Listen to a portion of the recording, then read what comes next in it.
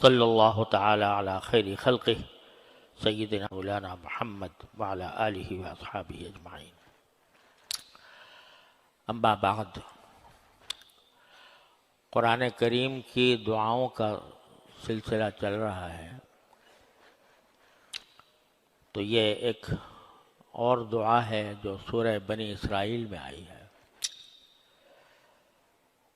اور اس دعا کے اندر بھی وہی لفظ ہے جو پچھلی کئی دعاؤں میں تھا کہ نبی کریم سرورِ دو عالم صلی اللہ علیہ وسلم سے فرمایا جا رہا ہے کہ قل، آپ یہ کہیے، یعنی یہ دعا مانگیے۔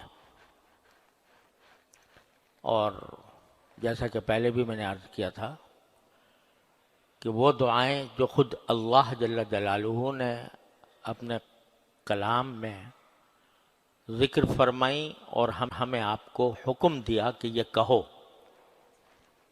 یہ دعائیں کرو، تو ان دعاؤں کی قبولیت تقریباً یقینی ہے اگر آدمی صدق دل سے مانگے، کیونکہ یہ بات اللہ تعالیٰ کی رحمت سے بہت بعید ہے کہ وہ خود فرمائیں کہ یہ کہو مجھ سے، اور پھر جو کہلوا رہے ہیں اس کو رد فرما دیں۔ تو یہاں پر بھی اللہ تبارک و تعالی نے فرمایا وَقُلْ، یہ کہو یعنی یہ دعا مانگو، کیا کہ رب ادخلنی مدخل صدق واخرجنی مخرج صدق واجعل لی من لدنک سلطانا نصیرا۔ یہ بھی عجیب و غریب دعا ہے۔ پہلے اس کا سادہ مطلب عرض کرتا ہوں، پھر اس کی تھوڑی حقیقت اور اس کا پس منظر بھی اللہ نے توفیق دی تو عرض کروں گا انشاءاللہ۔ لفظی ترجمہ یہ ہے کہ اے میرے پروردگار، مجھے جہاں بھی آپ داخل کریں تو اچھائی کے ساتھ داخل کریں، جہاں بھی داخل کریں تو اچھائی کے ساتھ داخل کریں، اور جہاں سے بھی نکالیں تو اچھائی کے ساتھ نکالیں، اور مجھے اپنی طرف سے ایسی طاقت عطا فرما دیجئے جس کی مدد کی جاتی ہو آپ کی طرف سے۔ یعنی جہاں بھی میں داخل ہوں، کسی گھر میں، کسی مکان میں، کسی دکان میں، کسی شہر میں، تو داخل ہوں تو داخل بھی اچھی طرح ہوں، اور نکلوں تو نکلوں بھی اچھی طرح۔ داخل ہوتے وقت بھی ایسی صورت ہو کہ میں آسانی سے اور بغیر کسی رکاوٹ کے اور بغیر کسی پریشانی کے داخل ہو جاؤں، اور نکلوں تو وہ بھی اس طرح نکلوں کہ جس مقصد کے لیے گیا تھا وہ مقصد میرا پورا ہو جائے، اور نکلنے میں بھی کوئی دشواری پیش نہ آئے، اور مجھے اپنی طرف سے اللہ ایسی طاقت عطا فرما دیجئے کہ جس کے ساتھ آپ کی مدد ہو۔ طاقت تو عطا ہو گئی، لیکن اگر آپ کی مدد نہیں ہے، اگر آپ کی طرف سے توفیق نہیں ہے اس طاقت کو صحیح استعمال کرنے کی، تو وہ طاقت بیکار ہے۔ لہذا ایسی طاقت عطا فرمائیے کہ جس کے ساتھ آپ کی مدد ہو۔ اس دعا کا ایک خاص پس منظر ہے، میں بعد میں عرض کروں گا، لیکن جو ظاہری مفہوم ہے وہ ایسا ہے کہ ہر انسان اپنی زندگی میں کہیں نہ کہیں داخل ہو رہا ہوتا ہے، کہیں نہ کہیں سے خارج ہو رہا ہوتا ہے۔ آدمی گھر میں داخل ہوا تو اس وقت بھی اس کو عافیت چاہیے، خیریت چاہیے، اچھائی چاہیے کہ جب گھر میں داخل ہو تو منظر اچھا نظر آئے، میرے گھر والے خوش خرم ہوں، عافیت سے ہوں. یہ چاہیے نہیں چاہیے جب آدمی گھر میں داخل ہو رہا ہو؟ جب گھر سے نکل رہا ہو اس وقت بھی اس کو عافیت چاہیے کہ نکلنے کے جب میں نکلوں، جس کام کے لیے نکل رہا ہوں تو وہ اچھائی کے ساتھ نکلوں، نکلنے میں بھی آسانی ہو، دشواری نہ ہو، جس مقصد کے لیے نکل رہا ہوں اس میں کامیابی ہو. اگر آدمی کہیں ملازم ہے اور اپنی ملازمت کی جگہ پر داخل ہو رہا ہے تو وہاں پر بھی اس کو ضرورت ہے اس بات کی کہ جب داخل ہو تو اچھائی کے ساتھ داخل ہو، یعنی اس کا ماحول درست ہو، اس کے لیے جو کام ہیں، اس کے فرائض منصبی ہیں، وہ ٹھیک طریقے سے بجا لائے. اس کی ضرورت ہے. جب نکل رہا ہے دفتر سے تو اس وقت بھی اس کو ضرورت ہے. مدرسے میں داخل ہو رہا ہے پڑھنے کے لیے، اسکول میں داخل ہو رہا ہے، کالج میں داخل ہو رہا ہے پڑھنے کے لیے، تو اس کو ضرورت ہے کہ میں جب داخل ہوں تو داخل ہونے کے وقت، داخل ہونے کے بعد ایک تو داخلہ میرا آسان ہو جائے، صحیح طریق پر جاؤں، صحیح وقت پہ جاؤں، اور جس مقصد کے لیے جا رہا ہوں پڑھائی، اس میں کامیابی ہو، اچھی طرح بات سمجھ میں آئے، یاد رہے. نکلے تو وہ بھی اچھائی کے ساتھ اس کو چاہیے کہ نکلے.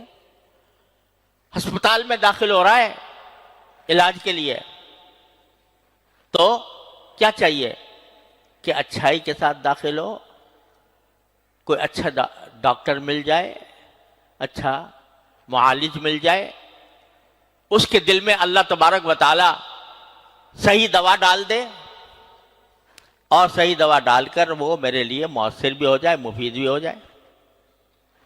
نکلوں تو وہاں سے صحت یاب ہو کر نکلوں. تو غرض آدمی اگر غور کرے تو اپنی شب و روز کی زندگی میں کہیں نہ کہیں سے داخل ہو رہا ہوتا ہے، کہیں نہ کہیں داخل ہو رہا ہوتا ہے، کہیں نہ کہیں نکل رہا ہوتا ہے.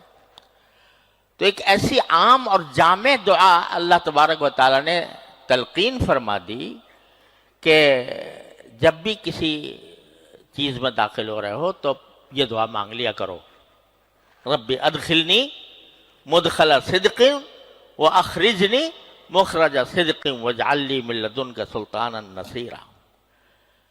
سواری پر بیٹھ رہے ہو، کہیں سفر پر جا رہے ہو، گاڑی میں، ٹرین میں بیٹھ رہے ہو، بس میں بیٹھ رہے ہو، ہوائی جہاز میں بیٹھ رہے ہو، تو کہو رب ادخلنی مدخل صدق. یوں تو اللہ تبارک و تعالیٰ نے نبی کریم سرور دو عالم صلی اللہ علیہ وسلم کے ذریعے ہر موقع کے لیے ایک دعا تلقین فرما دی ہے. جب سواری پہ بیٹھتے ہیں تو سبحان الذی سخر لنا ھذا وما كنا له مقرنین وانا الى ربنا لمنقلبون اللهم انت الصاحب في السفر وخلیفۃ فی الاہل الی آخرہ. وہ تو دعائیں اپنی جگہ ہیں ہی، لیکن یہ ایک عام دعا ایسی ہے کہ جب بھی کہیں داخل ہو رہے ہو تو اللہ تعالیٰ سے داخلے کی اچھائی بھی مانگو اور وہاں سے نکلنے کی اچھائی بھی مانگو کہ جب میں داخل ہونے کے بعد نکلوں تو اچھی حالت میں نکلوں. یہ نہ ہو کہ اندر داخل ہوا اور پھنس گیا کسی مصیبت میں. تو اس لیے یہ ایک ایسی جامع اور عام دعا ہے کہ اس کو انسان کو اپنا وظیفہ بنانا چاہیے. سواری پہ سوار ہو رہا ہو تب، کسی نئی جگہ پر جا رہا ہو تب، نئے شہر میں داخل ہو رہا ہو تب، کوئی نیا کام شروع کر رہا ہو تب، ہر اس موقع پر جب کہ انسان کسی نئی چیز میں داخل ہو رہا ہو تو اس کو یہ دعا مانگنی چاہیے: رب ادخلنی مدخل صدق واخرجنی مخرج صدق واجعل لی من لدنک سلطانا نصیرا. تو ایک تو یہ ہے کہ اچھی طریقے سے داخل ہوں اور نکلوں تو اچھی طرح نکلوں. اور آخر میں یہ کہ وَاجْعَلْ لِي مِن لَّدُنْكَ سُلْطَانًا، مجھے اپنی طرف سے ایک طاقت عطا فرمائی، قوت عطا فرمائی. جب بھی انسان کسی جگہ پر جاتا ہے، داخل ہوتا ہے، تو اس جگہ پر داخل ہو کر فائدہ اٹھانے کے لیے کسی طاقت کی ضرورت ہوتی ہے، کوئی طاقت چاہیے.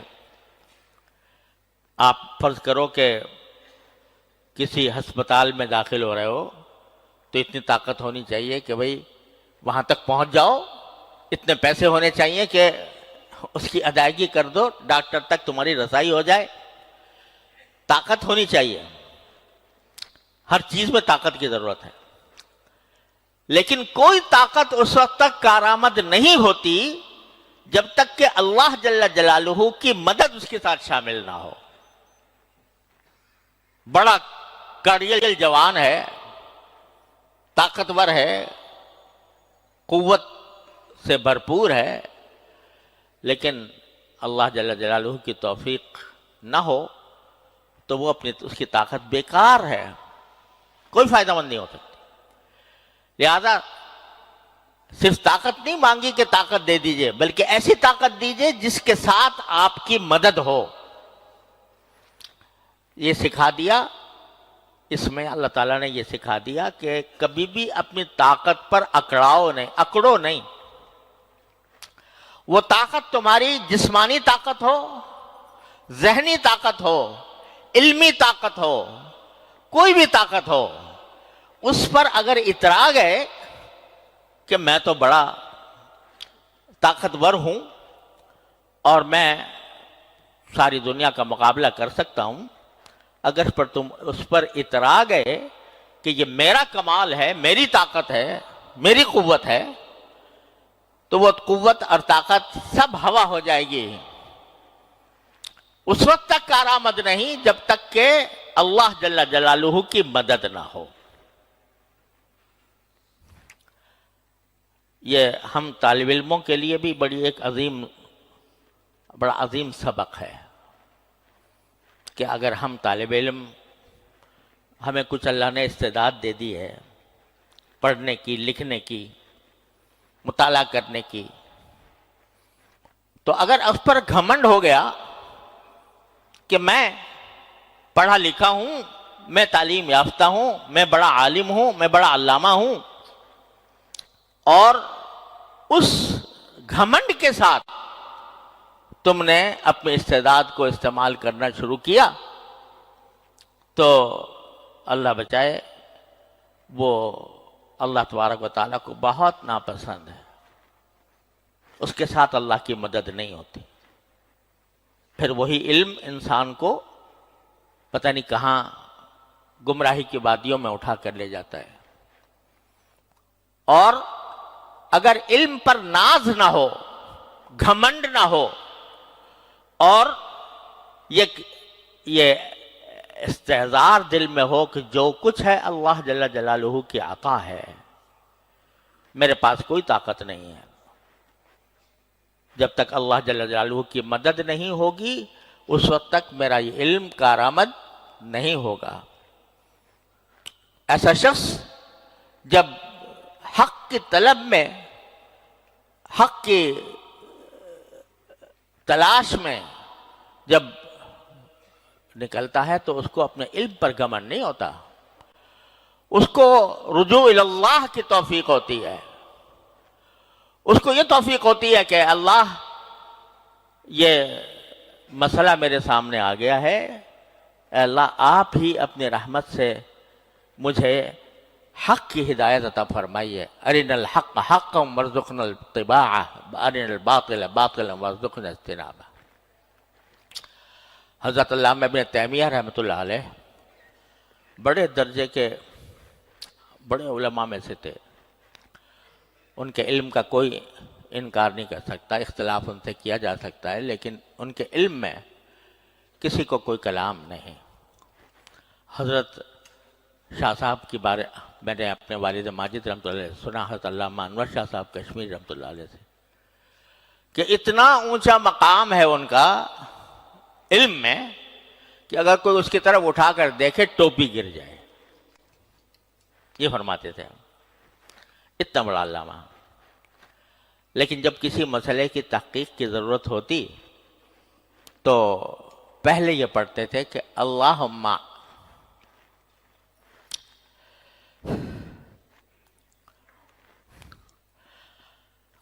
علمنی کما علمت جبرائیل علیہ السلام. کچھ ایسا جملہ ہے، یا اللہ مجھے ایسا علم عطا فرمائیے جیسے آپ نے جبریل امین علیہ السلام کو عطا فرمایا تھا، کہ ان کی ذریعے وحی نازل ہوتی تھی تو آپ ان کے ذریعے میرے دل پر ایسی بات نازل فرما دیں جو آپ کی رضا کے مطابق ہو.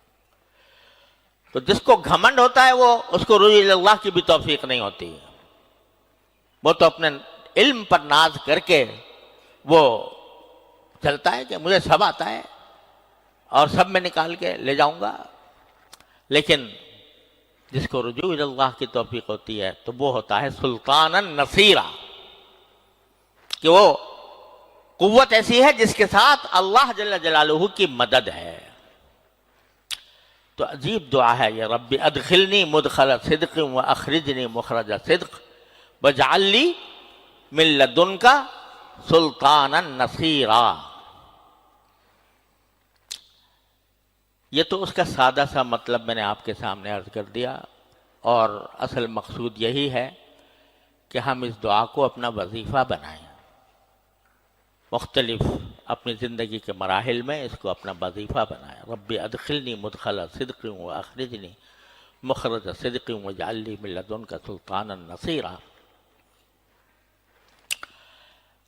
اب اس کا پس منظر سنیے. کس موقع پر نازل ہوئی تھی آیت؟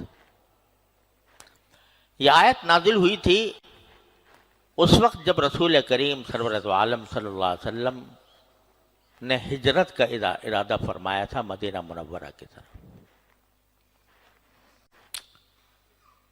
اور اللہ اکبر کبیرہ، نبی کریم صلی اللہ علیہ وسلم کو ہجرت کا حکم ملا تھا، اجازت ملی تھی. اس وقت یہ آیت نازل ہوئی تھی. اور ہوا یہ تھا کہ نبی کریم صلی اللہ علیہ وسلم کے اعلان نبوت کے بعد آپ سب لوگ جانتے ہیں مکہ مکرمہ میں کافروں نے مسلمانوں پر عرصہ حیات تنگ کر دیا تھا، اور طرح طرح کی اذیتوں، طرح طرح کی تکلیفوں سے مسلمانوں کو سابقہ تھا. اس قدر مجبور ہو گئے تھے کہ اب مکے میں رہنا ان کے لیے بہت مشکل ہو گیا تھا. تو رسول کریم صلی اللہ علیہ وسلم نے اپنے صحابہ کرام کو ہجرت کی اجازت دی تھی. بہت سے صحابہ کرام حبشہ ہجرت کر کے چلے گئے. پھر بعد میں جب مدینے کے لوگوں سے رسول کریم صلی اللہ علیہ وسلم کا معاہدہ ہو گیا تو صحابہ کرام مدینہ منورہ کی طرف ہجرت کرنے لگے. بہت بڑی تعداد صحابہ کرام کی مدینہ منورہ ہجرت کر گئے. ایک ایک کر کے بڑے بڑے صحابہ رسول کریم صلی اللہ علیہ وسلم کی اجازت سے ہجرت کر رہے تھے مدینہ منورہ کی طرف. تو اب کفار قریش کو جو آپ کے دشمن تھے یہ خیال ہوا کہ آپ کے صحابہ تو ایک ایک کر کے مکہ مکرمہ چھوڑ کر جا رہے ہیں، مکہ خالی ہو رہا ہے مسلمانوں سے، اور ظاہر یہ ہے کہ اب کچھ عرصے کے بعد رسول اللہ صلی اللہ علیہ وسلم بھی یہاں سے تشریف لے جائیں گے. تو انہوں نے ایک مجلس شورا بنائی، مشورہ کیا آپس میں کہ کیا کیا جائے. ان کی ایک مجلس ہوا کرتی تھی، دار الندوہ کہلاتی تھی. اور وہ آج کل جو حرم شریف کا جو حتیم والا حصہ ہے، جہاں حتیم ہے میزاب رحمت ہے، اس کے بالکل سامنے ایک جگہ وہ جمع ہوا کرتے تھے. اس کو دارالندوہ کہتے تھے. وہاں سب کو جمع کیا اور مشورہ یہ کیا کہ محمد رسول اللہ صلی اللہ علیہ وسلم تو شاید اب نکل کے چلے جائیں، اور ان کا حال یہ ہے کہ جہاں بھی جاتے ہیں لوگ ان کے پیچھے پیچھے ہو لیتے ہیں، تو ان کا معاملہ دن بدن آگے بڑھے گا، تو اب بتاؤ کیا کرنا چاہیے. تو کسی نے کہا کہ ان کو گرفتار کر لیں. یہ تجویز آئی کہ گرفتار کر لیں، تو کسی نے اس کے جواب میں کہا کہ اگر گرفتار کرو گے تو سارے جتنے مسلمان ہیں وہ سب ان کے گرد آ کر جمع ہو جائیں گے اور ہمارے لیے مصیبت کھڑی کریں گے. گرفتار کرنے سے معاملہ حل نہیں ہوگا. تو دوسرے نے کہا کہ اچھا ایسا کرو، ان کو جلا وطن کر دو.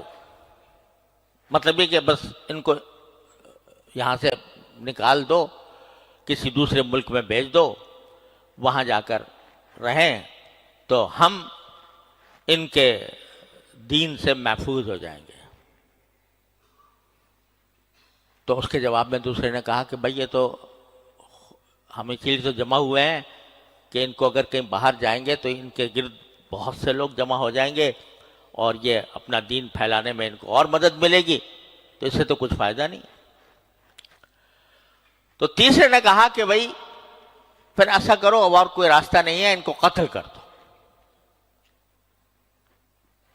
تو کسی نے کہا بھئی قتل کرو گے تو ان کا قبیلہ جو ہے بڑا طاقتور ہے، وہ قبائلی زندگی تھی عرب میں، تو چاہے مذہب کوئی بھی ہو کسی کا، لیکن جس قبیلے سے تعلق رکھتا ہے اس کا قبیلہ اس کا انتقام لیا بغیر نہیں چھوڑتا تھا.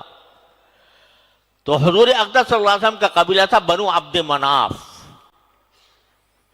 تو لوگوں نے کہا کہ بھئی اگر کوئی بھی قتل کرے گا تو بنو عبد مناف اس کو قصاص کے بغیر نہیں چھوڑیں گے، بدلہ لیں گے اور پھر ہمارے آدمی بھی قتل ہوگا.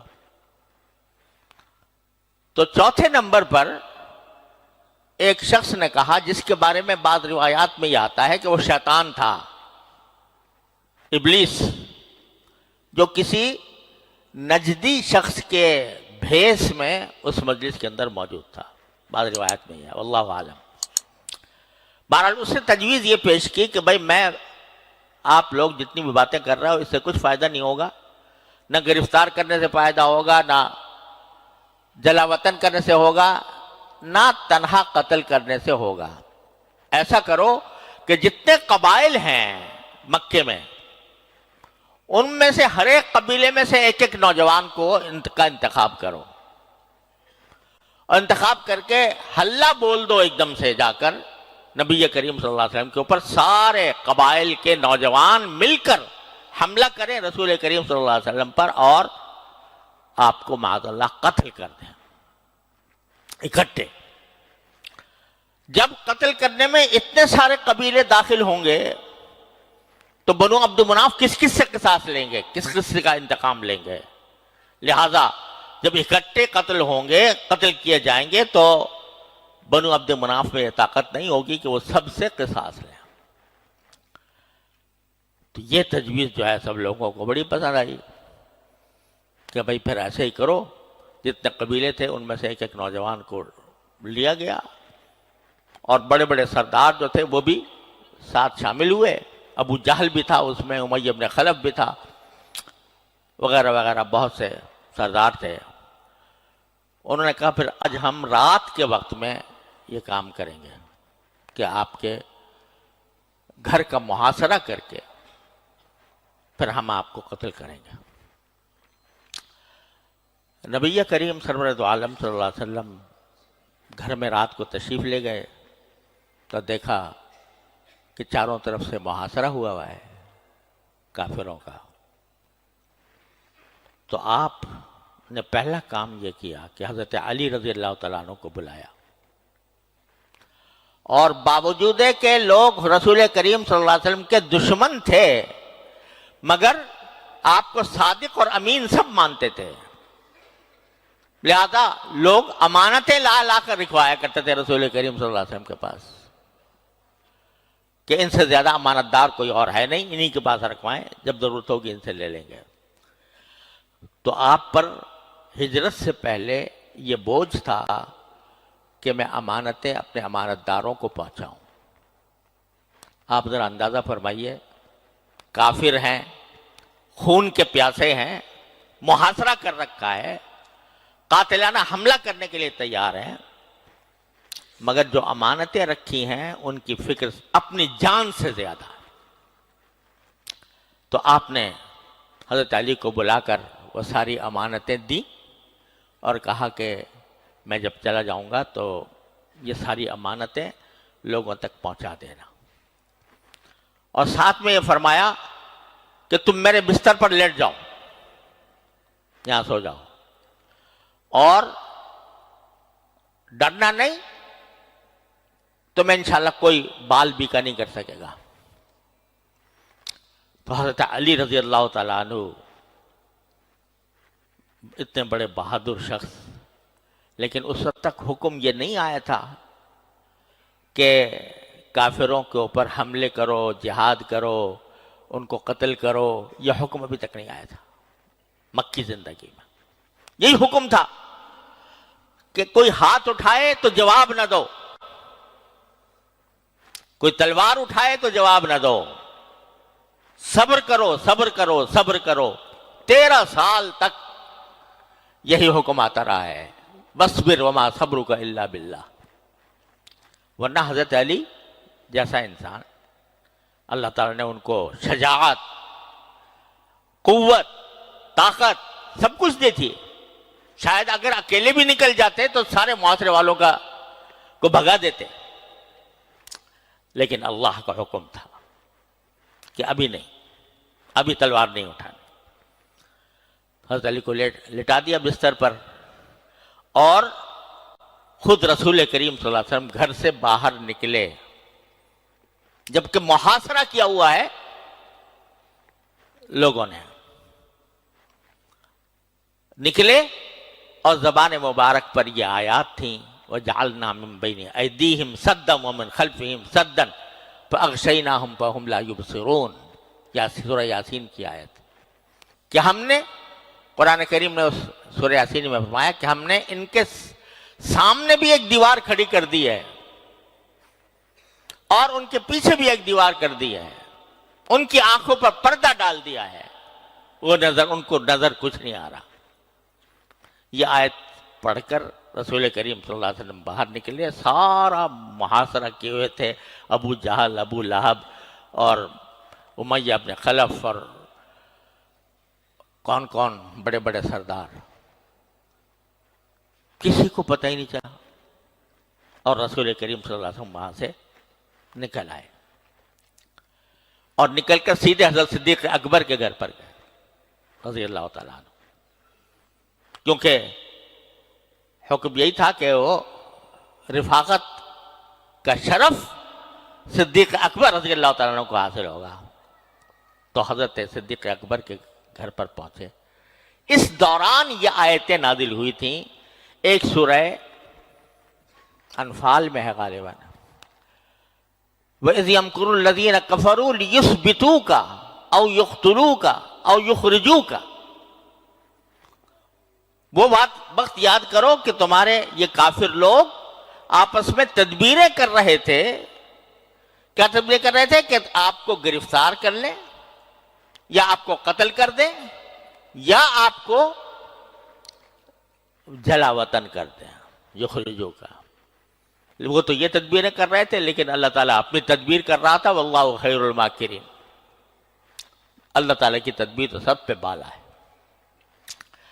یہ آیت نازل ہوئی، اور دوسری آیت بھی اسی موقع پر نازل ہوئی، وَقُلْ رَبِّ أَدْخِلْنِي مُدْخَلَ صِدْقٍ وَأَخْرِجْنِي مُخْرَجَ صِدْقٍ وَاجْعَلْ لِي مِن لَّدُنكَ سُلْطَانًا نَصِيرًا۔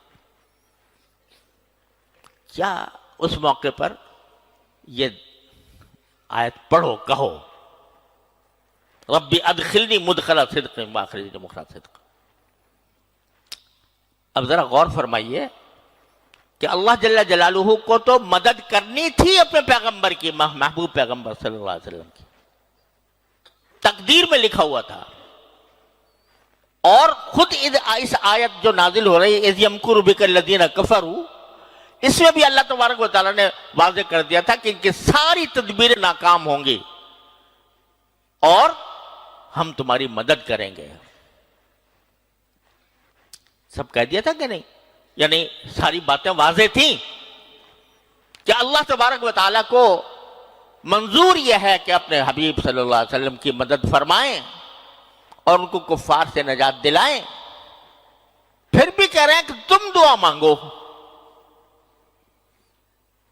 ہمیں کرنا تو ہے لیکن تم دعا مانگو. قل رب ادخلنی مدخل صدق واخرجنی مخرج صدق. یہ بتایا کہ تقدیر تو اللہ تعالیٰ نے اپنے ہاتھ میں لی ہوئی ہے، فیصلہ وہی کرتا ہے. لیکن تمہاری بندگی کا تقاضا یہ ہے کہ اگرچہ تمہیں معلوم ہو کہ اللہ تبارک و تعالیٰ کا یہ فیصلہ ہے لیکن تم مانگو اللہ تبارک و تعالیٰ سے.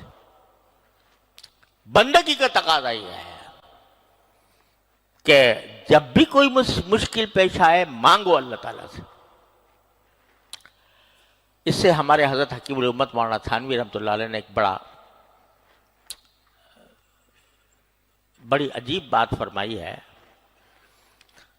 اس آیت کی تشریح میں نہیں، مجھے ویسے یاد آ گئی، مواعظ میں حضرت نے ایک جگہ فرمایا کہ آپ نے کسی سے پانی منگوایا، پیاس لگ رہی ہے اور وہ پانی لے کر آ رہا ہے. ایک تو جب پیاس لگی تو بہتر یہ ہے کہ اللہ میاں سے مانگو، یا اللہ پیاس لگ رہی ہے پانی پلوا دیجیے. لیکن چلو یہ بھی دعا کرنی چاہیے. لیکن ایک بندہ آپ نے کہا کہ بھئی جا کے پانی لے آؤ. وہ پانی لا رہا ہے، آنکھوں سے نظر آ رہا ہے کہ لے کے آ رہا ہے. کوئی شبہ ہے کہ پانی نہیں ملے گا؟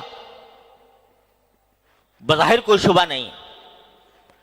فرماتے ہیں کہ اس وقت میں اللہ تعالیٰ کی طرف رجوع کرنا کہ یا اللہ یہ پانی جو لے کے آ رہا ہے مجھ تک پہنچ جائے، میں پی لوں.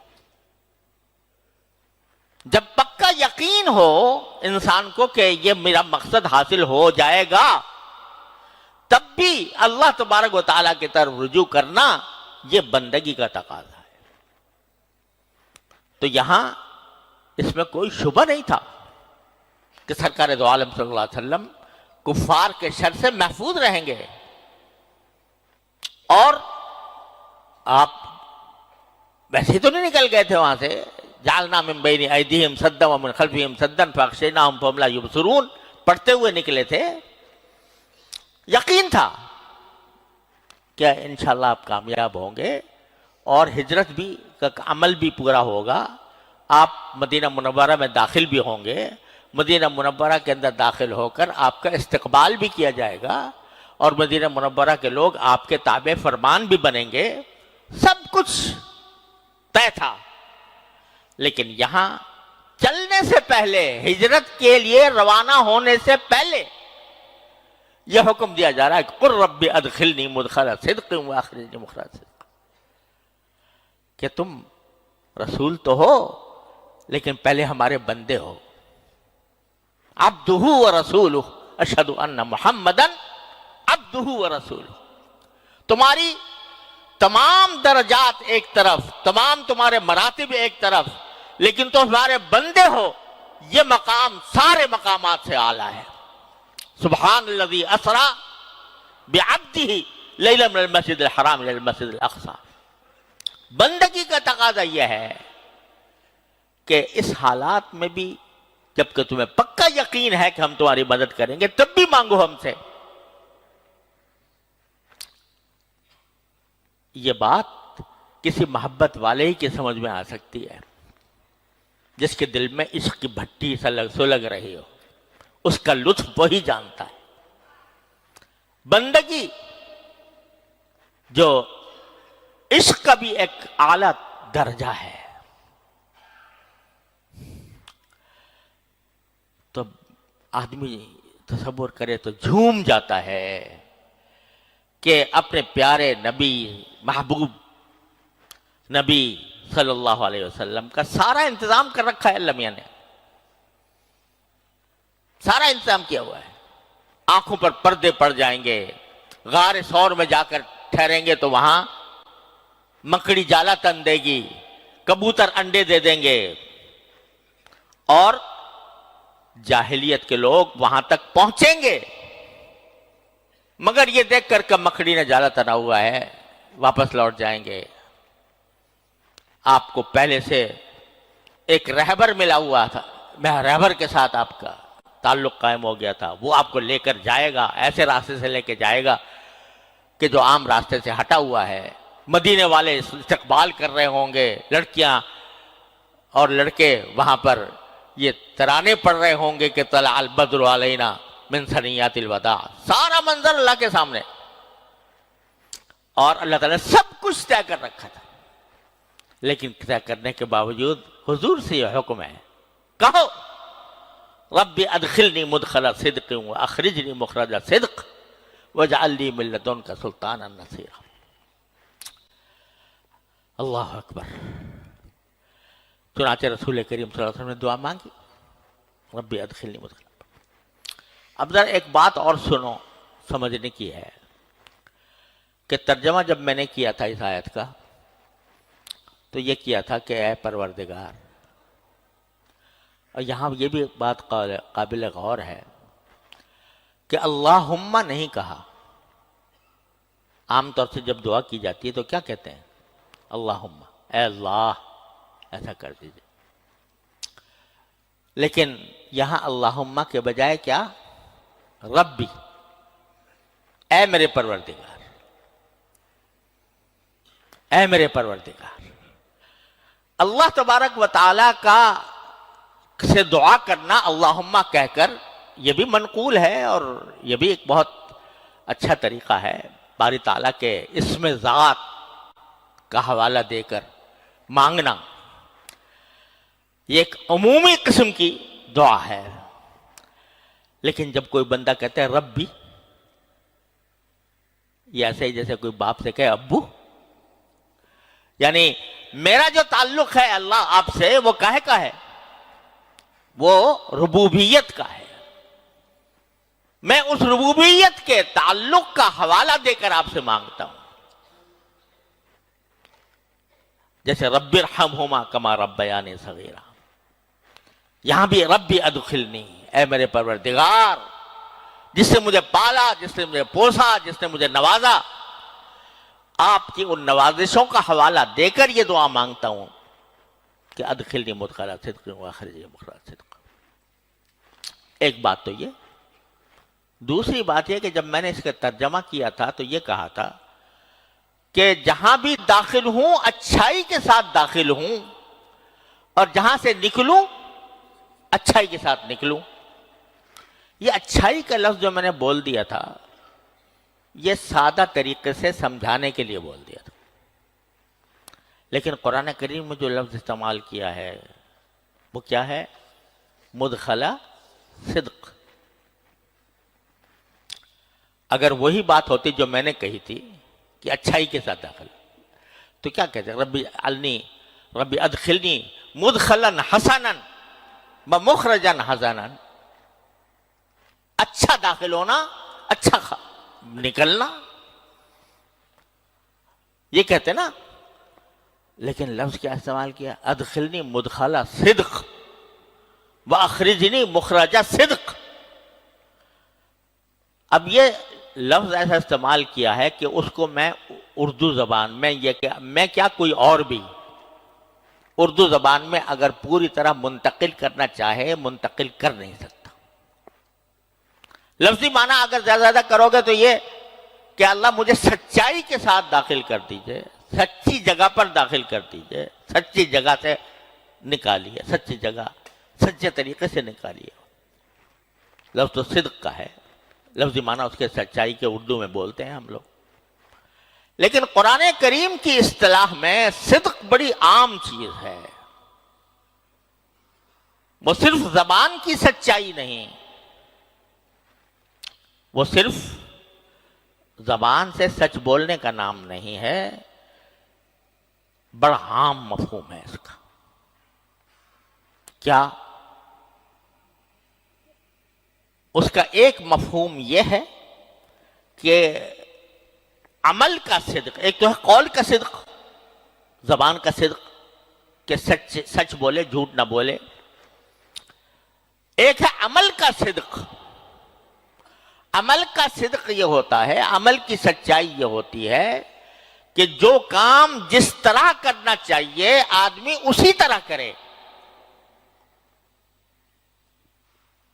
اس کام کے ادائیگی کے طریقے میں کوئی کمی کوتاہی نہ رہے. یہ صدق ہے. مثال کے طور پر آدمی نماز پڑھ رہا ہے تو نماز کا جو طریقہ مسنون ہے، رسول کریم صلی اللہ علیہ وسلم نے جو طریقہ بتایا، صلو کما رأیتمونی اصلی، تو اس طرح پڑھے. یعنی تلاوت اللہ تعالیٰ نے جیسا حکم دیا اس کے مطابق کرے، تکبیر اس کے مطابق کرے، ہاتھ اسی طرح اٹھائے، رکوع اس طرح کرے، سجدہ اس طرح کرے جس طرح اللہ نے کہا ہے. یہ صدق عمل ہے. یعنی جو کام جس طریقے سے کرنا چاہیے اس طریقے سے وہ کام کرے، یہ صدق عمل ہے. اور دوسرا اس میں آتا ہے صدق مقصد. مقصد جو ہے وہ بھی صحیح ہو، ظاہر اور باطن ایک ہو، ایک جیسا ہو، ظاہر بھی صحیح اور باطن بھی صحیح، وہ صدق ہے. نماز پڑھ رہا ہے آدمی اور اس میں خالصتاً اللہ جل جلالہ کی رضا مقصود ہے، صحیح طریقے سے بھی پڑھ رہا ہے اور مقصود بھی اللہ تعالیٰ کی خوشنودی ہے، تو یہ صدق ہے نماز کا.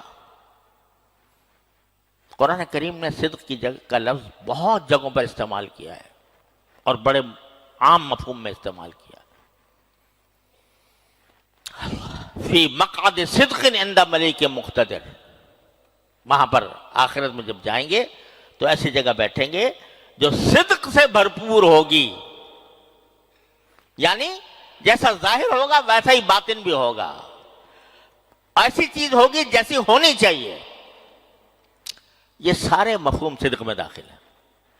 اب یہاں تفصیل میں اس کی علمی تفصیل میں جانا مشکل ہے، لیکن خلاصہ یہ کہ جو کام ہو اس طریقے سے ہو جس طرح ہونا چاہیے، اور ظاہر اس کا اور باطن اس کا دونوں اچھے ہوں تو وہ صدق کہلاتا ہے.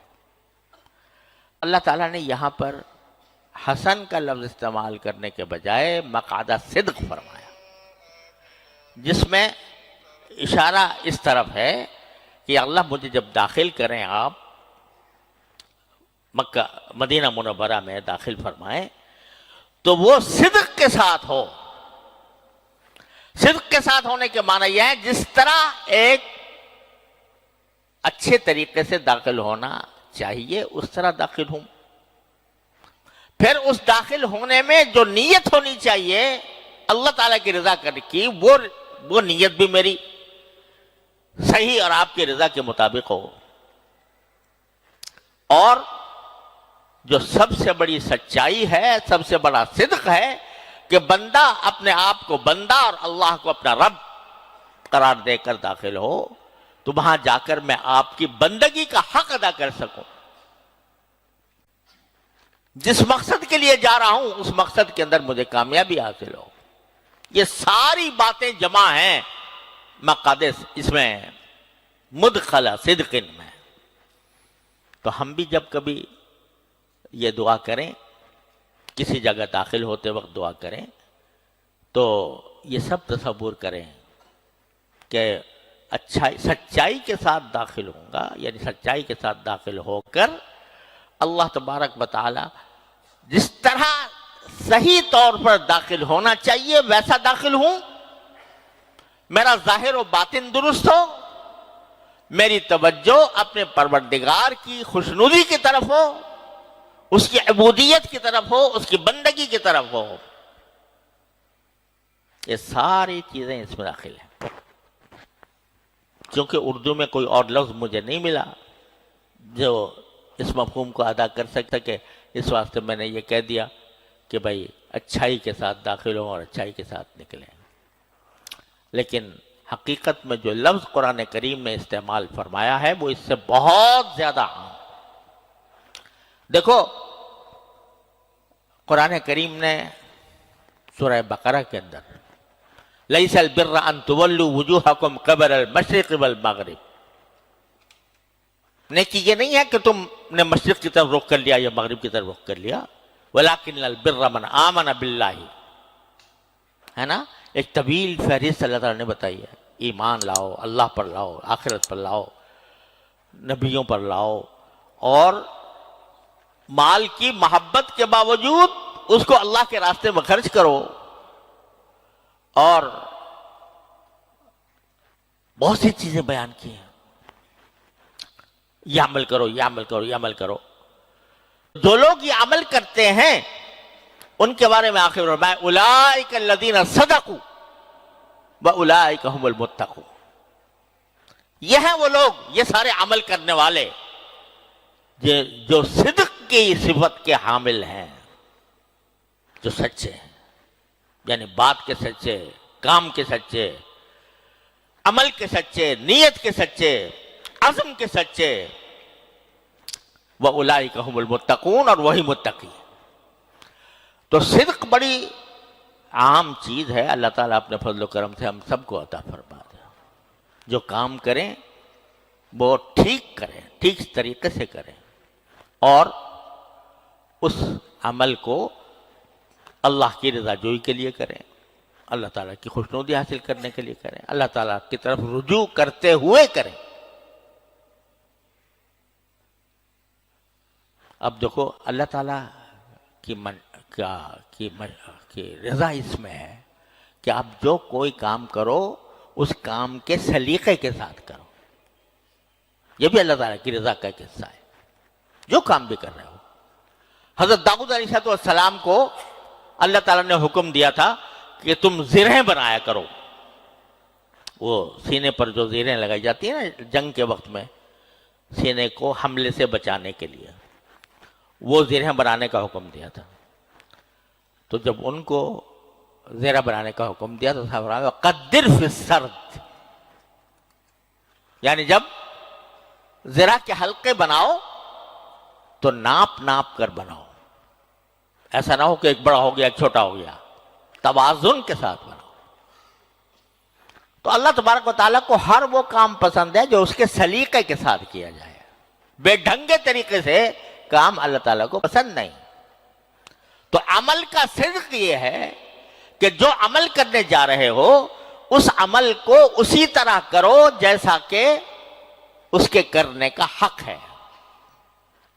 اور پھر دوسری چیز یہ کہ اس عمل کے کرنے میں تمہارا مقصد اللہ کی رضا جوئی ہو، اس کی خوشنودی ہو. یہ سب مل کر صدق بنتے ہیں. ان کو فرمایا حضرت مصعب بن عمیر رضی اللہ تعالیٰ عنہ غزوہ احد کے اندر شہید ہوتے ہیں. کس طرح ہوتے ہیں؟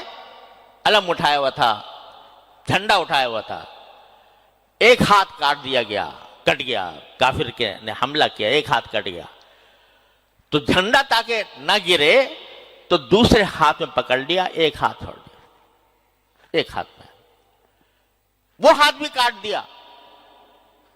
تو حضرت مصعب بن عمیر نے اپنا گردن اور کندھے کے درمیان رسول کریم صلی اللہ علیہ وسلم کے علم کو بلند رکھا، گرنے نہیں دیا، اور پھر اسی میں شہید ہوئے. آج بھی ان کا مزار شہدائے احد کے اندر موجود ہے. جب شہید ہوئے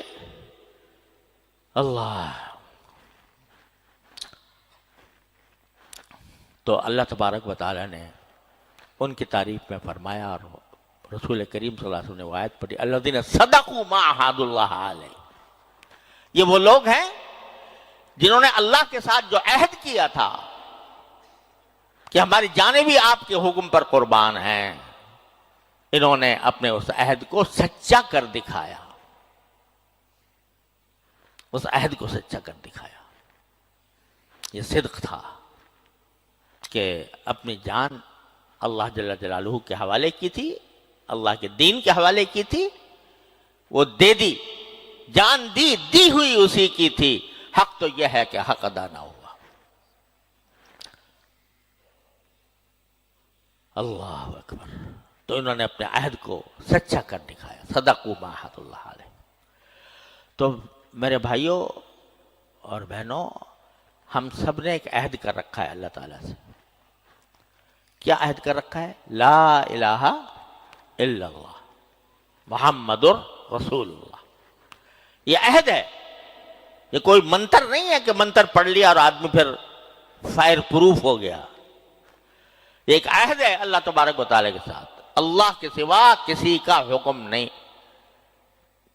اللہ کے خلاف کسی کا حکم نہیں ماننا۔ لا الہ الا اللہ محمد الرسول اللہ، محمد صلی اللہ علیہ وسلم اللہ کے رسول ہیں، آپ جو حکم دیں گے ہم اس کے تابع ہوں گے، یہ عہد ہے۔ تو ہم جب اپنی زندگی کے اندر کوئی بھی کام کرتے ہیں اللہ جل جلالہ کے حکم کے مطابق تو وہ صدق ہے، اور یہ صدق ہی انسان کو جنت تک لے جاتا ہے۔ تو اللہ تعالیٰ اپنی رحمت سے، اپنے فضل و کرم سے ہمیں اس کی توفیق عطا فرمائے۔ یہ دعا بکثرت مانگا کریں، گھر میں داخل ہوتے ہوئے، سواری پر سوار ہوتے ہوئے، نئے شہر میں داخل ہوتے ہوئے، نئی جگہ داخل ہوتے ہوئے۔ اللہ تبارک و تعالیٰ اپنے فضل و کرم سے، اپنے رحمت سے ہم سب کو اس کی توفیق عطا فرمائے۔ وصلی اللہ تعالیٰ علی خیر خلقہ اللہم صلی علی سیدنا محمد وعلی آل سیدنا محمد کما صلیت علی ابراہیم وعلی آل ابراہیم انک حمید مجید۔ ربنا ظلمنا انفسنا وان لم تغفر لنا وترحمنا لنکن من الخاسرین۔ ربنا آتنا فی الدنیا حسنۃ وفی الآخرۃ حسنۃ وقنا عذاب النار۔ رب ادخلنا مدخل صدق واخرجنا مخرج صدق واجعل لنا من لدنک سلطانا نصیرا۔ یا اللہ، یا رحمان، یا رحیم، یا کریم، اپنے فضل و کرم سے ہمارے تمام گناہوں کو معاف فرما۔ یا اللہ، ہمارے تمام چھوٹے بڑے، اگلے پچھلے، خفیہ علانیہ، ہر طرح کے گناہوں کو معاف فرما۔ اے اللہ، ہمارے اعمال اخلاق کی اصلاح فرما دے۔ یا اللہ، اپنا صحیح بندہ بننے کی توفیق عطا فرما۔ یا اللہ، اپنا صحیح بندہ بننے کی توفیق۔ یا اللہ، ہر دم اپنے آپ سے اپنی طرف رجوع کرنے کی توفیق عطا فرما۔ اپنے منیب بندوں میں شامل فرما لے، اپنے منیب بندوں میں شامل فرما لے۔ یا اللہ، یا رحمان، یا رحیم، اپنے فضل و کرم سے ہمیں ہر طرح کے شر سے اور فتنے سے ہماری حفاظت فرما۔ یا اللہ، ہمارے اعمال و اخلاق کی اصلاح فرما دے۔ اے اللہ، تمام حاضرین اور حاضرات کو ان کے تمام جائز مقاصد میں کامیابی عطا فرما۔ یا اللہ، سب کی پریشانیوں کو دور فرما، سب کی مشکلات کو آسان فرما۔ اے اللہ، جن لوگوں نے ہم سے دعا کی فرمائش کی ہے، اپنی رحمت سے ان سب کی حاجتوں کو پورا فرما۔ وصلی اللہ تعالی علی خیر خلقہ سیدنا مولانا محمد وعلی آلہ واصحابہ اجمعین، آمین برحمتہ۔